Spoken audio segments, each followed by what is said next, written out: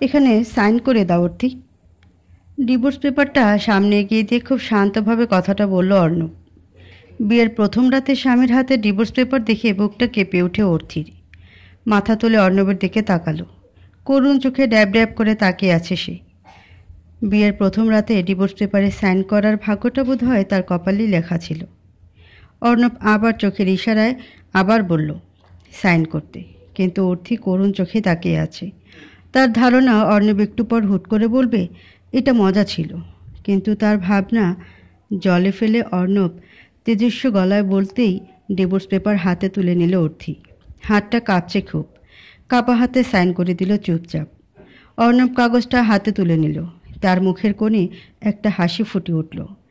অর্থির দিকে তাকিয়ে বলল তুমি তো সাইন করেই দিলে, এবার আমি সাইন করলেই সব শেষ। আগামী 6 মাস তোমাকে এই বাড়িতেই কাটাতে হবে। এক কথায় তোমার জীবনটা নির্ভর করবে আমার সিদ্ধান্তের উপর। যেদিন আমি সাইন করে দিব ওই দিনই তোমাকে এই বাড়ি ছেড়ে চলে যেতে হবে। কিছু না বলে চুপচাপ বসে আছে অর্থি। খুব করে অশ্রুসিক্ত হওয়ার জন্য উতলা হয়ে উঠেছে চোখ দুটো, কিন্তু সে ভাগ্যের কাছে হেরে নিশ্চুপ। তার ভাগ্যটা এত নিষ্ঠুর কেন তা ছোট থেকে বারবার নিজেকে প্রশ্ন করে সে। অপরূপ সৌন্দর্যের অধিকারী অর্থি, তার চোখ দুটো যেন স্পষ্ট মায়াজাল। যে কেউ বন্দী হতে পারে ওই চোখের দৃষ্টিতে। অনেক ছেলেই তাকে একবার দেখে ঘায়েল হয়েছে, একবার দেখেই বিয়ে করার স্বপ্ন দেখেছে অনেক ছেলে। তেমন করে অর্ণবও। মাথায় বুদ্ধিও প্রচুর। সৌন্দর্য, বুদ্ধি, মেধা, চরিত্রবান, ধার্মিক কোনো দিকে কম নয় সে। সব গুণই আছে তার। তবে একটা গুণের অভাব আছে তার, আর তা হলো সে কথা বলতে পারে না। যার কারণে তাকে একবার দেখে পছন্দ করা মানুষগুলো এই সত্যটা জানার পর পিছু হেঁটে দূরে সরে যেত। খুব কষ্ট হতো অর্থির। মাঝে মাঝে আড়ালে বসে কেঁদে কেঁদে মনে মনে আল্লাহকে প্রশ্ন করত, কেন তাকে এই গুণটা থেকে বঞ্চিত করেছে আল্লাহ। সবসময় স্বপ্ন দেখত তার লাইফে এমন একজন মানুষ আসবে যে তাকে বুঝবে। সুদর্শন হতে হবে না, ভালো মনের একটা মানুষ হলেই হবে। তাকে বুঝবে এমন একটা মানুষ, চিরকুট দিয়ে কথা বলবে তার সাথে, মনের কথা, গোপন কথা চিরকুটের শব্দে প্রকাশ করবে তার ভালোবাসার বার্তাগুলো। অনেকক্ষণ ধরেই অর্ণবের ফোনটা বেজে চলছে। ফ্রেশ হতে ওয়াশরুমে ঢুকেছে অর্ণব। অর্থে এখনও ওই রকম করেই বসে আছে। বারবার বেজে ওঠা অর্ণবের ফোন নিয়ে কোনো মাথা ব্যথা নেই তার। কিন্তু কে এমন মানুষ যে আজ বাসরাতে একের পর এক ফোন করে যাচ্ছে? জানার ইচ্ছে হলেও ফোনের দিকে তাকালো না অর্থি। যদি অর্ণব রেগে যায়? একটু পর টাওয়াল দিয়ে হাত মুখ মুছে বেরিয়ে আসে অর্ণব। খাটের একপাশে ফোনটা বাজতে দেখে এগিয়ে গিয়ে ফোনটা তুলে নিল সে। দেখে তার গার্লফ্রেন্ড ঈশিতার ফোন। কান্নার ইমোজি দিয়ে ভরা মেসেঞ্জার। ফোন রিসিভ করে বেলকনিতে চলে গেল অর্ণব। ফোনের ওই পাশ থেকে ভেসে আসছে ঈশিতার কান্নার শব্দ। তুমি এমনটা কেন করলে অর্ণব? আমার ভালোবাসি কি কমতি ছিল? তুমি যখন যা চেয়েছো, যেভাবে চেয়েছো সেভাবেই পেয়েছো আমায়। তোমার ভালোবাসা প্রমাণের জন্য সব করেছি আমি। তুমিও তো আমার মাথায় হাত রেখে বলেছিলে আমায় কখনো ছাড়বে না। তাহলে কেন এমন করলে অর্ণব? আমি তোমাকে সত্যিই খুব ভালোবাসি অর্ণব। ঈশিতাকে কি বলবে তা বুঝতে পারছে না অর্ণব। যে একটা ঘোরের মাঝে অর্থিকে বিয়ে করেছে সে। অর্থের মায়াজালে আটকে গিয়েছিল সে। তা কীভাবে ঈশিতাকে বোঝাবে? অর্ণবকে চুপ থাকতে দেখে কান্নার বেগ বাড়িয়ে দেয় ঈশিতা। কাঁদতে কাঁদতে বলল, চুপ করে আছো কেন অর্ণব? কিছু বলো। আমার নিঃশ্বাস বন্ধ হয়ে আসছে। পাগল হয়ে যাব আমি তোমাকে না পেলে। মরে যাব আমি। একটা দীর্ঘশ্বাস ছাড়ল অর্ণব। শান্তভাবে বলল, তোমাকে আমি সব বলবো ঈশিতা, প্লিজ ভুল বুঝো না। ভুল বোঝার আর কি বাকি রেখেছো তুমি? কিভাবে পারলে আমায় এত স্বপ্ন দেখিয়ে অন্য একটা মেয়েকে বিয়ে করতে? প্লিজ ঈশিতা, মাথা ঠান্ডা করো। আমি তোমার সব বুঝিয়ে বলবো। আমি তোমার থেকে হারিয়ে যাইনি, আছি আমি। আর কিছু না বলে শুধু কাঁদছে ঈশিতা। ফোন রেখে রুমে আসলো অর্ণব। তার চোখে পড়ল অদ্ভুত সুন্দর একটা মায়াবী পরী। বউ সেজে বসে আছে তার খাটের উপর। ইচ্ছে করছে এই মায়াপরীকে নিয়ে সারা জীবন একসাথে কাটিয়ে দিতে। সৃষ্টিকর্তা যেন সব সৌন্দর্য তার মাঝে ঢেলে দিয়েছে। কিন্তু তাকে নিয়ে চলবে কিভাবে সে? কিভাবে পরিচিত মানুষদের সামনে দাঁড়িয়ে পরিচয় করিয়ে দিবে যে এটা আমার স্ত্রী?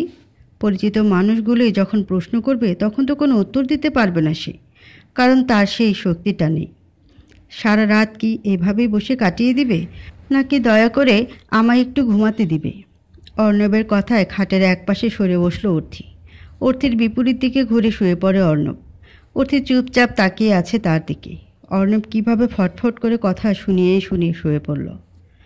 ইস, সেও যদি এভাবে কথা বলতে পারত, তাহলে হয়তো তার ভাগ্যটা অন্যরকম হতো। তার বাবা মা তাকে নিয়ে এত ভাবতে হতো না। আশেপাশে মানুষের মুখে শুনতে হতো না এই মেয়েকে বিয়ে দিবে কিভাবে। এই ঘরে আসার পরও অনেকে হাসি মুখে নতুন বউ দেখতে এসে গোমরা মুখে চলে গেছে, কারণ নতুন বউ তাদের কোনো কথারই উত্তর দেয়নি।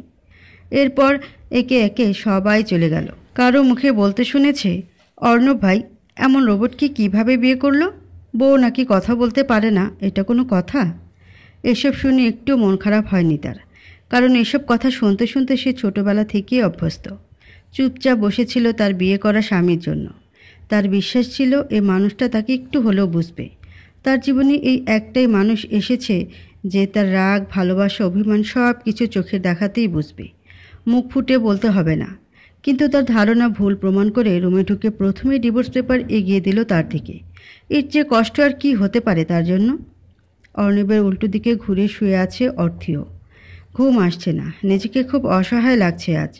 নিজের ফ্যামিলিকে ছেড়ে যে মানুষটার হাত ধরে সারা জীবনের জন্য চলে এসেছিল, সে মানুষটাই তাকে বুঝলো না। চোখ দিয়ে কয়েক ফোঁটা জল গড়িয়ে বালিশে পড়ল। তার জীবনটা এমন কেন হলো? সকালে রাঙা প্রভাতের মিষ্টি আলোয় চারপাশ ভরে গেছে। অর্ণবের ঘুম ভেঙে গেল।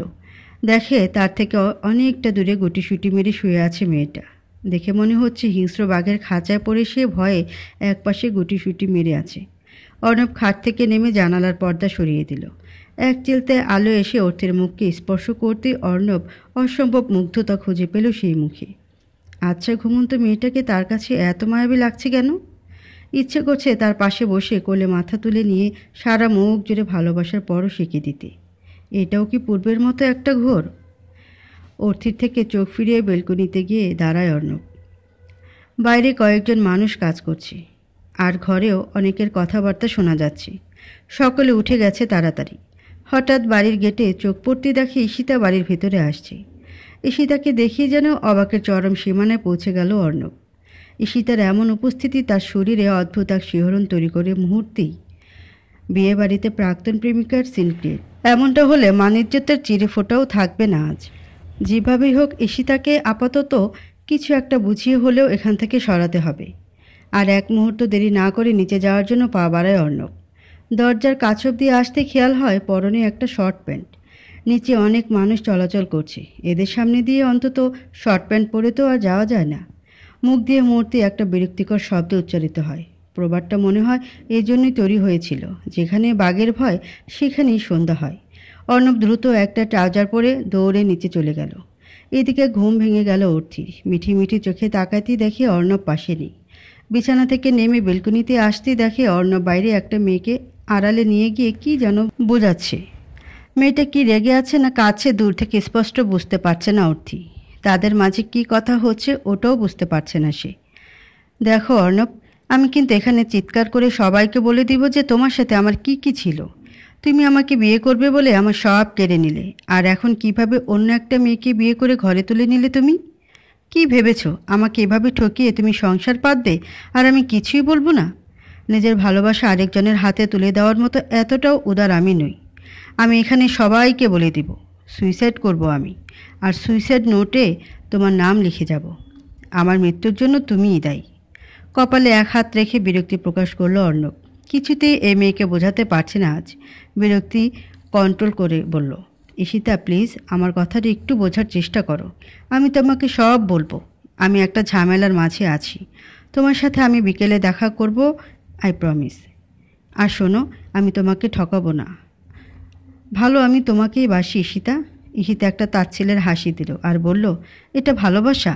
ভালোবাসা হলে ওই মেয়েকে কেন বিয়ে করলে? সত্যি বলতে ভয় পাচ্ছ যে আমি তোমার প্রয়োজন ছিলাম, প্রিয়জন না। বিকেলে তোমাকে আমি সব বলবো, এরপর তোমার যা ইচ্ছে তা বলবে, আমি নিষেধ করব না। এর মাঝে অর্ণবের বাবা দূর থেকে ডাক দিল তাকে। অর্ণবের বাবার নাম ফয়েজ আহমেদ। খুব রাগী একজন মানুষ। তার মুখের উপর কথা বলার সাহস এই বাড়িতে কারো নেই, অর্ণবেরও না। বিয়ের কয়েকদিন আগেও অর্ণবকে চড় থাপ্পড় মেরেছে। বাড়ির সবাই জমের মতো ভয় পায় এই লোকটাকে। কে এই মেয়ে? অর্ণব একটু আমতা আমতা করে হুট করেই বলল, আমার ফ্রেন্ড, ভার্সিটিতে একসাথে পড়েছিলাম, ওভাবেই পরিচয়। অর্ণবের আমতা আমতা শুনে ফয়েজ আহমেদ একটু সন্দেহের দৃষ্টি নিক্ষেপ করল, কিন্তু তা পুনরায় হাসির আড়ালে লুকিয়ে বলল, তো ফ্রেন্ড হলে এখানে দাঁড় করিয়ে রেখেছিস কেন? ঘরে নিয়ে যা। না বাবা, ও একটা কাজে এখানে এসেছিল, তাই আমার সাথে দেখা করে যাচ্ছে, এখনই চলে যাবে। ফয়েজ আহমেদ আর কিছু না বলে ওখান থেকে প্রস্থান করলো। এসে তার হাত ধরে টেনে গেটের বাইরে আসে অর্ণব। আমি সব ঝামেলা মিটিয়ে বিকেলেই তোমার সাথে দেখা করছি, বের হওয়ার আগে তোমাকে ফোন দেব আমি, এখন এখান থেকে যাও।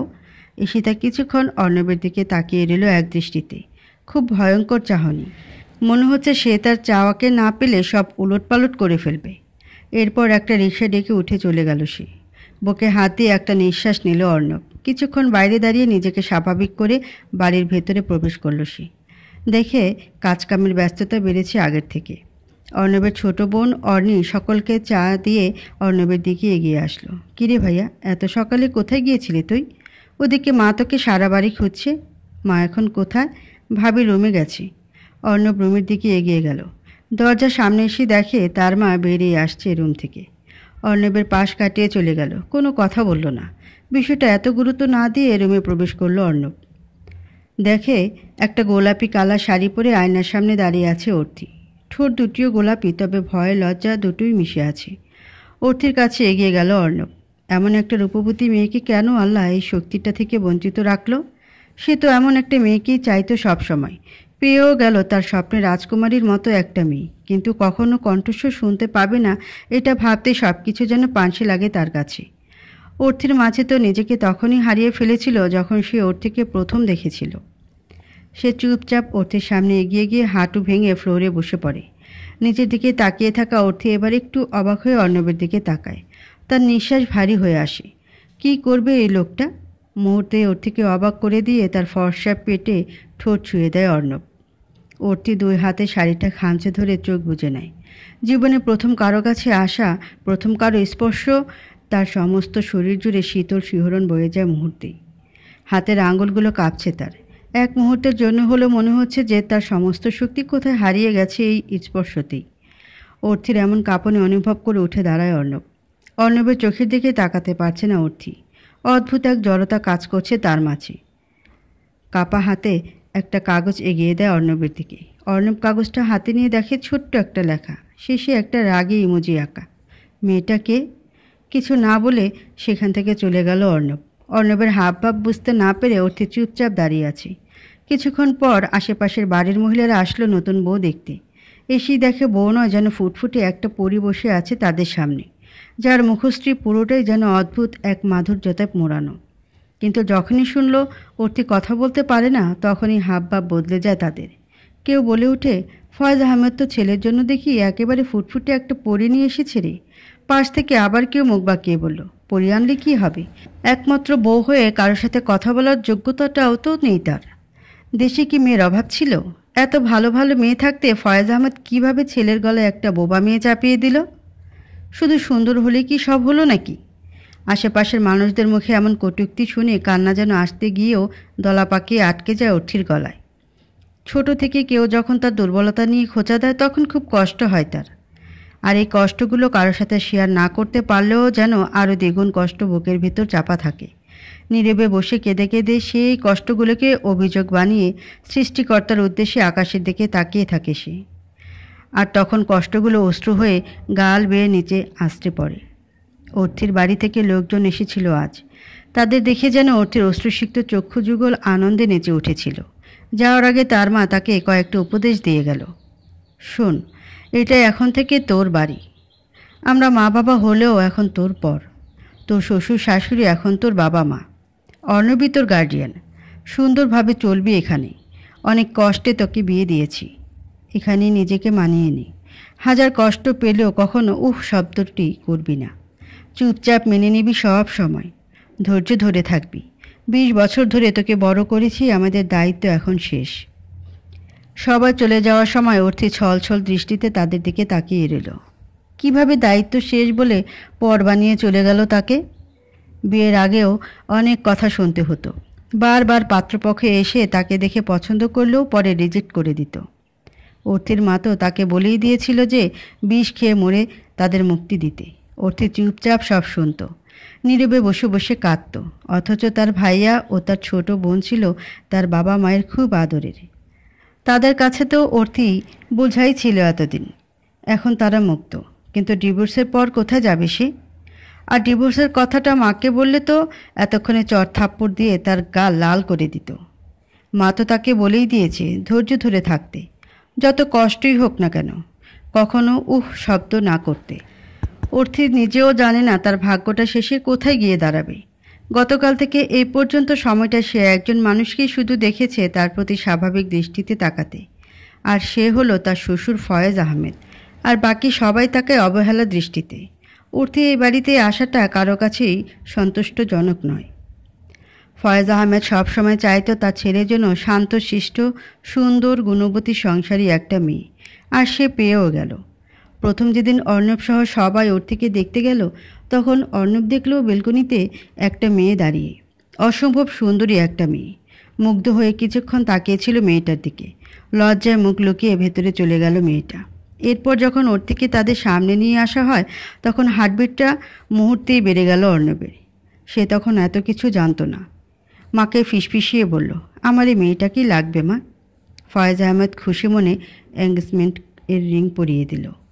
আর অর্ণবও একটা ঘোরের মতো অর্থির মাঝে ডুবে যেতে শুরু করলো। ঈশিতার সাথে এই কয়দিন কোনো যোগাযোগ করেনি সে। একেই বলে প্রকৃত স্বার্থপর। অর্ণবের কথায় বিয়ের ডেট আরও এগিয়ে আনা হলো। আর 3 দিন পর বিয়ে। আর তখনই অর্ণব নিজের ঘর থেকে বের হলো, যখন শুনতে পেল তার হবু স্ত্রী কথা বলতে পারে না।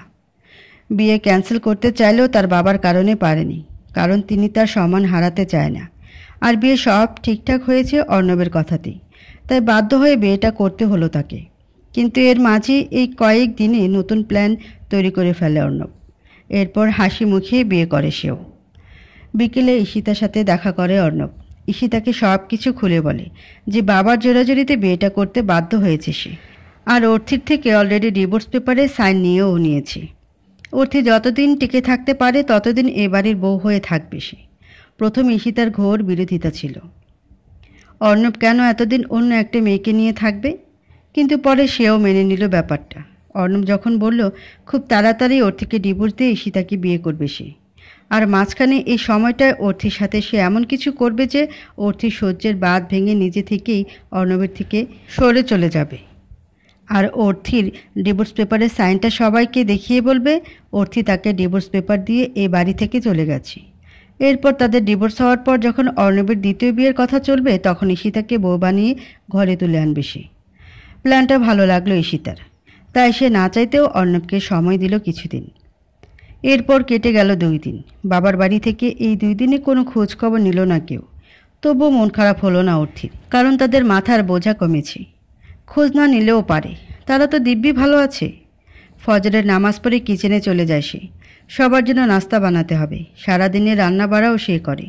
খারাপ লাগে না, ভালোই লাগে তার। সময়টা কেটে যায় সুন্দরভাবেই। তার রান্নার বেশ প্রশংসা করে তার শ্বশুর। বিয়ের আগেও বাড়িতে মায়ের সাথে সব কাজ করতো অর্থি। তার ছোট বোন ছিল বাবা মায়ের খুব আদরের, তাকে কাজ করতে দিব না তারা। আর ভাইও পড়াশোনা নিয়ে ব্যস্ত থাকত। ভাইয়ের বিয়ের পর শুরু হয়েছিল অশান্তি। তার ভাবি 2 চোখই দেখতে পারত না তাকে। ওর থেকে সারা দিন বাড়ির সব গাধার খাটুনি খাটিয়ে নিজের ব্যক্তিগত কাজগুলোও করাতো সে। তাই সেই সুবাদে প্রায় সব কাজে অর্থি জানে। রান্না বাড়া থেকে শুরু করে কাপড় কাচা, ঘর মোছা, সব কাজে সে অভ্যস্ত। নিজের মতো করে চুপচাপ নাস্তা তৈরি করছে সে, কারণ সময় মতো না হলে সকাল সকাল এক গাদা কথা শুনতে হবে। মামার বাড়িকে মধুর হাড়ির সাথে তুলনা করলেও শ্বশুরবাড়িকে কেউ মধুর হাড়ির সাথে তুলনা করতে শোনেনি সে। কাজে এখানে হিসেব করে চলতে হবে খুব। সেদিন যখন বউভাত শেষ করে সবাই চলে গেল, সেদিন সন্ধ্যায় তার শাশুড়ি এসে বলল আগামীকাল থেকে সকাল সকাল উঠে সবার জন্য নাস্তা তৈরি করতে হবে। এরপর ঘর মুছে রান্নাবান্না করতে হবে। বাড়ির সব কাজ নিজের হাতে ধরে করতে হবে। নতুন বউ সেজে বসে থাকলে চলবে না। অর্থি কিছু না বলে চুপচাপ মাথা নাড়িয়ে সম্মতি জানালো। সে বুঝে গেছে এ বাড়িতে থাকতে হলে তাকে খুব লড়াই করেই থাকতে হবে, কারণ কাজের মেয়েটাকেও বাদ দিয়ে দিল। এত বড় বাড়ির সব কাজ এখন ওর থেকেই সামলাতে হবে। হাতে গরম তেল ছিটকে পড়তেই ভাবনা থেকে বেরিয়ে লাফিয়ে ওঠে অর্থি। হাতের অংশটা গালে নিয়ে ঠান্ডা করার চেষ্টা করে। এরপর পুনরায় নিজের কাজে মন দিল সে। আজ ছুটির দিন, তবুও সকাল সকাল বেরিয়ে গেল অর্ণব। সকলকে নাস্তা দেওয়া শেষে সারা বাড়ি গোছগাছ করছে সে। এই বাড়ির কেউ তার সাথে তেমন একটা কথা বলে না প্রয়োজন ছাড়া। মা মাঝে মাঝে আসে কাজের ফরমিশ দিতে। অর্ণবের ছোট বোন অর্ণি 2 দিন এসেছিল তার কাছে, আর আড্ডা দিতে পারত না দেখে বিরক্ত বোধ করত সেও। এখন আর আসে না। কলেজ থেকে আসার পর ফোন নিয়ে পড়ে থাকে। অর্থি যখন একা থাকে, বোরিং ফিল করে, তখন নিরিবিলি এক জায়গায় বসে নিজের ইচ্ছেগুলো ডায়েরিতে লিপিবদ্ধ করে রাখে। নানান ইচ্ছে জাগে তারও। ছোটবেলা থেকেই লিখতে লিখতে হাতের লেখা চমৎকার সুন্দর তার। বিকেলে বেলকনিতে বসে আছে অর্থি। বাইরে হালকা বাতাসে গাছের পাতাগুলো দোল খাচ্ছে। সূর্যটাও সাদা থেকে হলদে হয়ে এখন কমলা রঙের রূপ নিচ্ছে। ঠোঁটে মুচকে হাসি রেখে বাইরে তাকিয়ে আছে সে। মনে জেগে ওঠে তার ইচ্ছেগুলো। এমন একটা বিকেল চাই প্রিয় মানুষটার কাছে, যে বিকেলে একে অপরের হাত ধরে নীরব রাস্তায় হেঁটে বেড়াবে, বাতাসে আমার চুল এলোমেলো করে দিয়ে যাবে, আর তা খুব যত্ন করে কানের পাশে গুঁজে দেবে সে। একটা রিক্সা নিয়ে সারা বিকেল ঘুরবে তার হাতে হাত রেখে, রাস্তার পাশে দাঁড়িয়ে ফুচকা নিব, আর সে তা নিজ হাতে একটা একটা তুলে পরম ভালোবাসা দিয়ে খাইয়ে দিবে আমায়।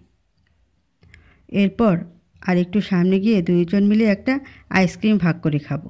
শুনেছি এই ছোট্ট ছোট্ট কাজগুলো তো ভালোবাসার জন্ম হয়। সে একটা বেলি ফুলের মালা নিয়ে আমার চুলে পরিয়ে দিবে। একসাথে নৌকায় করে ঘুরবো আমরা। কুল কুল পানির শব্দে ভেসে আসবে কানে। সেই পানিতে আলতা লাগানো পা দুটো ডুবিয়ে রাখবো আমি। পানি নিয়ে খেলা করব। বাচ্চা মতো মেতে উঠব।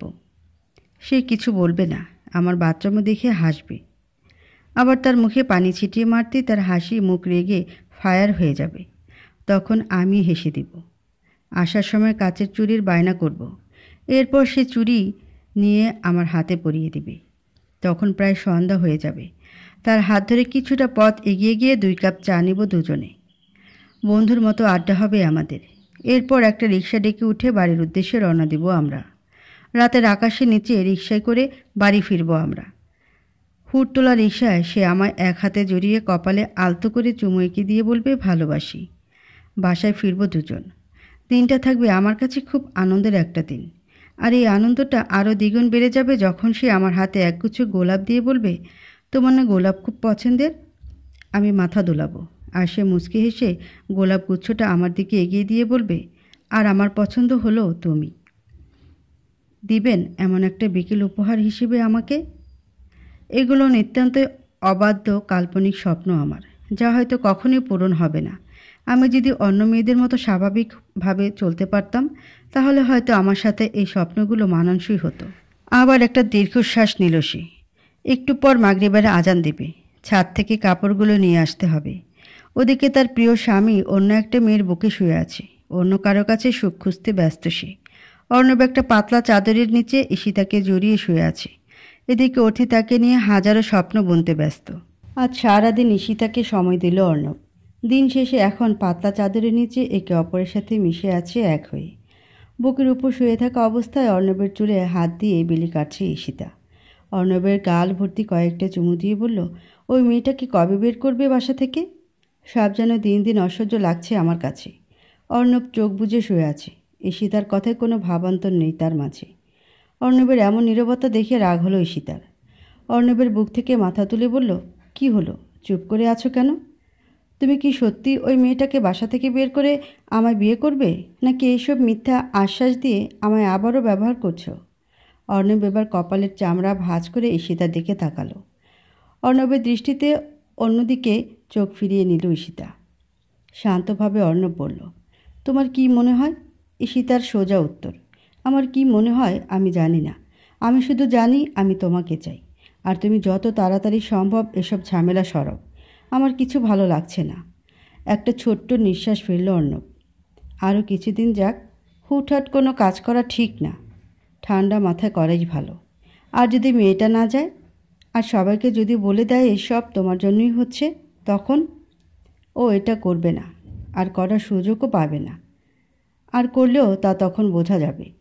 হুট করে উঠে বসে ঈশিতা। ঈশিতার এমন কাণ্ডে অবাক হলো অর্ণব। সব কিছু বোঝার চেষ্টা করতে ঈশিতার দিকে তাকিয়ে রইল। হুট করে ঈশিতা বলল, মেরে দিব। অর্ণব একটু অবাক হয়ে বলল, মানে? অর্থিকে? তুমি কি পাগল? লাভ কী হবে? শেষে তো জেলেই পড়ে থাকতে হবে। কেউ জানলে তো জেলে যাব, তাই না? দেখো ঈশিতা, আমি কিছুই বুঝছি না। তোমার মাথায় কী চিন্তা ঘুরপাক খাচ্ছে? সোজাভাবে বলি, তুমি অর্থিকে নিয়ে ঘুরতে বের হবে, বাকিটা আমিই দেখে নিব। এরপর সবাই জানবে এটা একটা অ্যাক্সিডেন্ট। অর্ণবের কাছে এতক্ষণ এগুলো ঈশিতার পাগলামি মনে হলো, এবার সিরিয়াস ভাব নিয়ে বলল, তুমি কি পাগল হলে ঈশিতা? তুমি যেমন একটা মেয়ে আর সেও তো একটা মেয়ে, তাই বলে তোমার জন্য আমি আরেকটা মেয়ের জীবন নিয়ে নিব? তার মানে আমি আর ওই মেয়ে তোমার কাছে দুজনেই এক? আমার কোনো গুরুত্বই নেই তোমার কাছে? আর বলো ভালোবাসো? অর্ণব কিছু না বলে চুপচাপ রইল। ছাদ থেকে কাপড়গুলো নিয়ে আসলো অর্থি। মাগরিবের নামাজ পড়ে রুমে এসে বসলো ফোনটা হাতে নিয়ে। তখনই ভাইয়ার মেসেজ আসলো। খুশিতে যেন দু চোখ ভরে আসে অর্থির। খুশি মনে দ্রুত মেসেজ সিন করে সে। কেমন আছিস বোন? আলহামদুলিল্লাহ ভাইয়া, আমি ভালো আছি। তুমি কেমন আছো? ভালো। বাবা মা আর ঐশী কেমন আছে? তারাও ভালো আছে। আচ্ছা ভাইয়া, আমি কি তোমার আসল বোন না? আমি কি বাবা মায়ের আসল মেয়ে না? এমন কেন বলছিস? তাহলে এতদিন হয়ে গেল, তবুও আমি ভালো আছি কি না এটা জানারও কারো সময় নেই। মনে হচ্ছে তোমরা যেন মুক্তি পেয়ে গেছো আমার থেকে। আমার তো খুব কষ্ট হয় তোমাদের জন্য। বাবা মায়ের কি আমার জন্য একটুও খারাপ লাগে না? মন খারাপ করিস না বোন। ইদানিং ব্যস্ততা একটু বেশি, তাই সময় হচ্ছে না। এই 2-1 দিনের মাঝে আমি দেখতে আসবো তোকে। তারপর তোকে বাড়ি নিয়ে আসবো। কয়েকদিন বাড়ি থেকে ঘুরে যাবি। মুহূর্তে যেন অর্থের মনটা আনন্দে নেচে উঠল। খুশিতে হকচকিয়ে বলল, সত্যি ভাইয়া? সত্যি। আর ওখানে তোর কোনো কষ্ট হচ্ছে না তো বোন? না ভাইয়া, কি বলো? এখানে সবাই খুব ভালো। ওরা আমাকে নিজের মেয়ের মতোই আদর করে। মনে হচ্ছে আমি তোমাদের কাছেই আছি। খুব ভালো এখানে সবাই। যাক আলহামদুলিল্লাহ, শুনে ভালো লাগলো। এর মাঝে দরজার সামনে তার শাশুড়ি এসে বলল, নবাবজাদির মতো যে এখানে বসে আছো, রাতের খাবার কি আমাদের কপালে জুটবে? নবাবজাদির মতো ফোন গুতালে রাতের খাবার রান্না করবে কে? কথা বলারও তো শক্তি নেই। সারাদিন ফোন নিয়ে করোটা কি শুনি? এটা তোমার বাবার বাড়ি নয় যে পায়ের ওপর পা তুলে খাবে। আর প্রতিদিন সন্ধ্যায় যে চা বানিয়ে দেওয়ার কথা বলেছিলাম, তা কি ভুলে গেছো? ফোন রেখে দ্রুত এসে কাজে হাত লাগাও। শাশুড়ি এক গাদা কথা শুনিয়ে চলে গেল সেখান থেকে। সারাদিন কাজ করে এখন মাত্র একটু ভাইয়ার সাথে কথা বলার জন্য ফোন টিপছিলাম, আর বলছি সারাদিন ফোন নিয়ে থাকি। একটা নিঃশ্বাস ছেড়ে ভাইয়াকে আবার মেসেজ দিল, আচ্ছা ভাইয়া এখন আসি, পরে কথা বলবো, মা ডাকছে আমাকে। বলেছি না ওরা আমাকে নিজের মেয়ের মতো ভাবে। একটু চোখের আড়াল হলেই ওরা খুঁজে তাদের কাছে ডেকে নিয়ে যায় আমাকে। এখানে সবাই খুব ভালোবাসে আমাকে, খুব। রাত তখন 11টা। সবাই খেয়ে ঘুমিয়ে গেছে, আর অর্থি বেলকনিতে দাঁড়িয়ে আছে চুপচাপ। পরিবেশটা কত সুন্দর।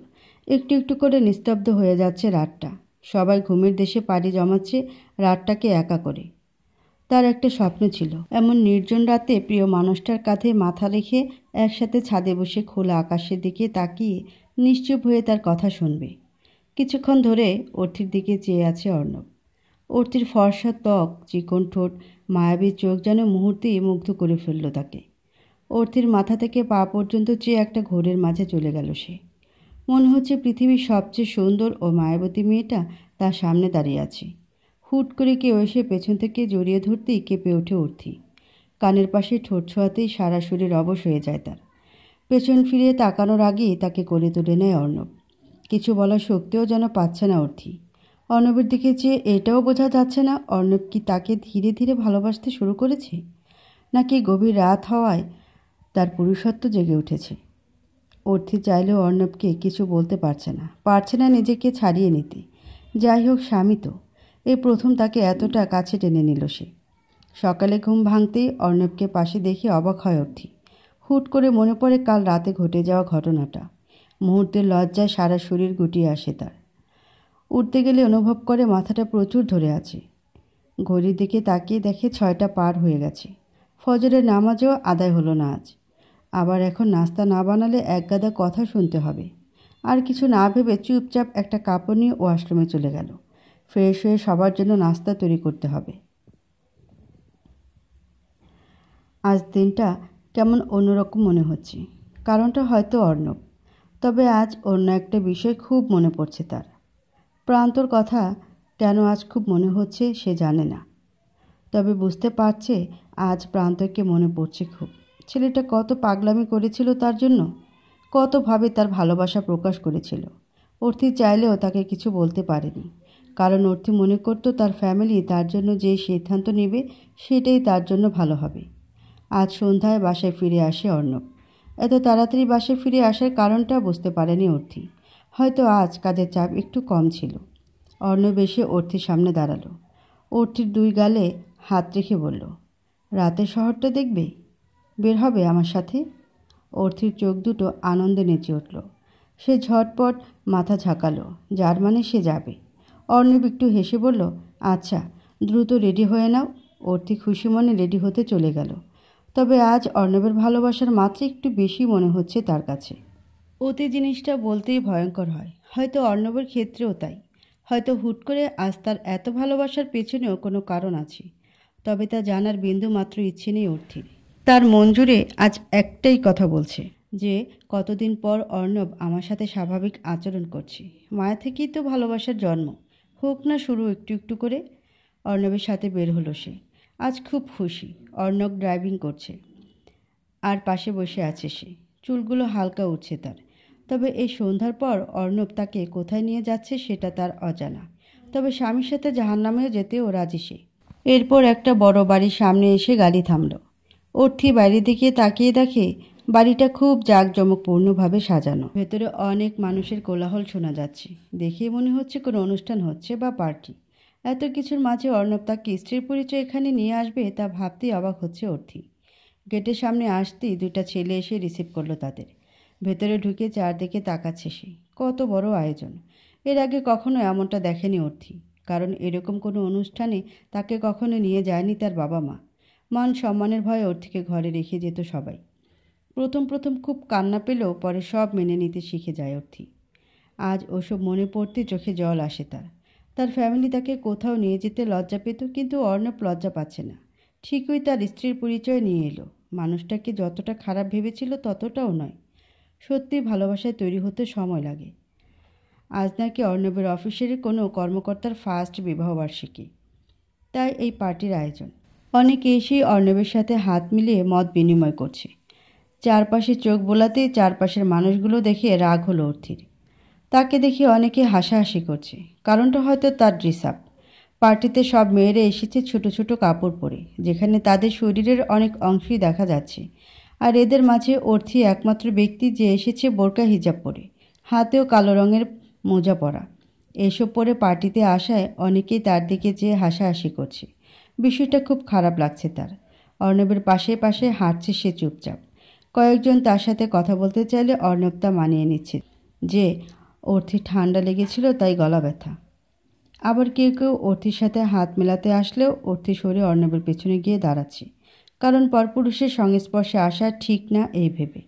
পার্টিতে প্রায় সব কাপল নিজেদের মতন আছে। অনেকের হাতেই মদের গ্লাস, আর অর্থি অর্ণবের পাশে অর্ণবের এক হাত ধরে দাঁড়িয়ে আছে। অর্ণবের দিকে চেয়ে ইশারায় বলছি তার এখানে ভালো লাগছে না, বাড়ি চলে যাবে সে। অর্ণব হেসে অর্থিকে নিয়ে একটু সামনে এগিয়ে গেল। সেখানে ঈশিতা একটা টেবিলে বসে আছে, তার হাতেও অ্যালকোহল। অর্থিকে নিয়ে তার সামনের টেবিলে বসলো অর্ণব। ঈশিতা একটা তাচ্ছিলের হাসি দিয়ে বলল, এটা তোমার বউ? হ্যাঁ, কিন্তু এটাকে দেখে তো মনে হচ্ছে প্রাচীনকালের মেয়ে বিয়ে করেছো তুমি। ড্রেস আপ সেই প্রাচীনকালের খ্যাতদের মতো। অর্থের খারাপ লাগলো ঈশিতার কথায়। ইচ্ছে করছে এখন ঈশিতাকে কিছু কথা শোনাতে, কিন্তু সে চাইলেও তা পারবে না, তাই চুপচাপ বসে আছে। ভেবেছে তার হয়ে উত্তরটা অর্ণবই দিয়ে দিবে এই বাজে মেয়েকে। কিন্তু অর্ণবের মাঝে এমন কোনো প্রতিক্রিয়া নেই। সে হেসে ঈশিতাকে বলল, ও এমনই, পর্দা করে চলে। ঈশিতা টেবিলে দুই হাত রেখে অর্থির দিকে চেয়ে বলল, তা কেমন আছো হুজুরিনি? অর্থি চুপচাপ বসে আছে। এর মাঝে অর্ণব অর্থির উদ্দেশ্যে বলল, কি হলো অর্থি, উত্তর দাও। এবার অর্থি মাথা তুলে অর্ণবের দিকে তাকায়। অর্ণব সব জানার পরও মেয়েটার সাথে তাল মিলাচ্ছে। অর্ণব এবার হেসে বলল, ওহো, আমি তো ভুলেই গেছিলাম যে তুমি কথা বলতে পারো না। তাই প্রশ্নের উত্তর দিতে পারছো না। So sad. অর্থি এবার ভালোই বুঝতে পারছে অর্ণব মেয়েটার সাথে মিলে তাকে অপমান করছে। সে যাই বলুক, অর্ণবের কাছে এসব শুনে খুব খারাপ লাগছে তার। অর্ণব আবারও বলতে লাগলো, বুঝে গেছো তো নিজের লেভেলটা? কি ভেবেছিলে আমি ভালোবাসা দেখিয়ে তোমাকে এখানে নিয়ে এসেছি? হা হা, আমি তোমাকে এখানে এনেছি এই জন্য যে যেন তুমি নিজের অবস্থানের কথা জানতে পারো, নিজের যোগ্যতাটা কতটুকু তা বুঝতে পারো। এবার তুমি নিজেকেই প্রশ্ন করো যে তুমি আমার কাছে যে ভালোবাসা আশা করো সেই ভালোবাসা পাওয়ার যোগ্যতাটা তোমার কতটুকু আছে। আসার পর থেকে এই পর্যন্ত আমার একটা ক্লায়েন্টের সাথেও তো তুমি কথা বলতে পারোনি। এবার তো বুঝতে পারছো নিজের অবস্থানটা। অর্থে কিছু বলতে পারছে না, চুপচাপ বসে অপমান সহ্য করছে সে। চোখ দুটো ভিজে উঠেছে তার। নিজের প্রিয় মানুষটার কাছ থেকে অপমান সহ্য করার ক্ষমতা নিয়ে জন্মানো মানুষ খুব কমই আছে। ওখানে আর দাঁড়িয়ে না থেকে দৌড়ে বাড়ি থেকে বের হয়ে এসে রাস্তায় দাঁড়ায় অর্থি। এখানে মানুষজন তেমন একটা নেই, তাই রাস্তার একপাশে বসে হু হু করে কেঁদে উঠে সে। ভেবেছিল তার চোখের পানি শুকিয়ে গেছে, কিন্তু আজ বুঝতে পারছে চোখের জল কখনো শুকায় না, সময় হলে ঠিকই বেরিয়ে আসে। খুব কষ্ট হচ্ছে আজ তার। একটা মানুষ হাত দিয়ে আঘাত করলে তার কিছুক্ষণ পর ভালো হয়ে যায়, মুখ দিয়ে গালি দিলে সেটাও ভুলে যাওয়া যায়, কিন্তু নিজের দুর্বলতা নিয়ে আঘাত করলে কষ্টটা খুব গভীরে গিয়ে লাগে। এর মাঝে অর্ণব এসে গাড়ির সামনে দাঁড়ায়। অর্থিকে এভাবে কাঁদতে দেখে অর্থের এক হাত ধরে গাড়িতে উঠায় সে। তারপর সোজাসুজি বলে দেয় সব কান্না এখানেই শেষ করতে। তার বাসায় গেলে বাবার সামনে যেন ভেজা চোখ নিয়ে না যায়, কারণ বাবার মনে কষ্ট দিতে চায় না। বাবাকে খুব ভালোবাসে সে। বাড়িতে ঢুকে সবার সামনে মুখে হাসি রাখার চেষ্টা করলেও রুমে এসে সে হাসি বিলীন হয়ে যায়। না চাইতেও বারবার চোখ দিয়ে জল গড়িয়ে পড়ে। এর মাঝে অর্ণব এসে বলে, ন্যাকামির সাগর এখনও শুকায়নি দেখছি। অর্থি আর চুপ না থেকে তার ছোট্ট খাতাটা আর কলম নিয়ে অর্ণবের সামনে আসে। দেখুন, আপনি যেমন একটা মানুষ তেমন আমিও একটা মানুষ। আমার দুর্বলতা নিয়ে আমাকে এভাবে অপমান না করলেও পারতেন। আর সবচেয়ে বড় কথা হলো আমাকে আপনি নিজেই পছন্দ করে বিয়ে করেছেন, এরপর নিজেই সব করেছেন। আমি চুপচাপ সব সহ্য করে যাচ্ছি আপনাকে সম্মান করি বলে, তাই বলে আমার সাথে যা ইচ্ছে তাই করতে পারেন না। এটা ছিল অর্ণবের কাছে তার দ্বিতীয় লেখা। অর্ণব কাগজটা হাতে নিয়ে হাসল, তারপর বলল, বাপরে, সাহসও দেখছি দিন দিন বেড়েই চলছে। তো কি করেছি আমি শুনি। অর্থি আবারও একটা লেখা অর্ণবের দিকে এগিয়ে দিল। ওই বাজে মেয়েটার সামনে আমায় এভাবে অপমান করেছেন কেন? অর্ণব কাগজটা হাতে নিয়ে অর্থির গালে একটা চর বসিয়ে দেয়। তোমার সাহস কী করে হয় সীতাকে বাজে মেয়ে বলার? তার স্ট্যাটাস আর তোমার স্ট্যাটাস কখনো মিলিয়ে দেখেছ? যোগ্যতা যতটুকু আছে তার মাঝেই থাকো, বেশি এগোতে যেও না।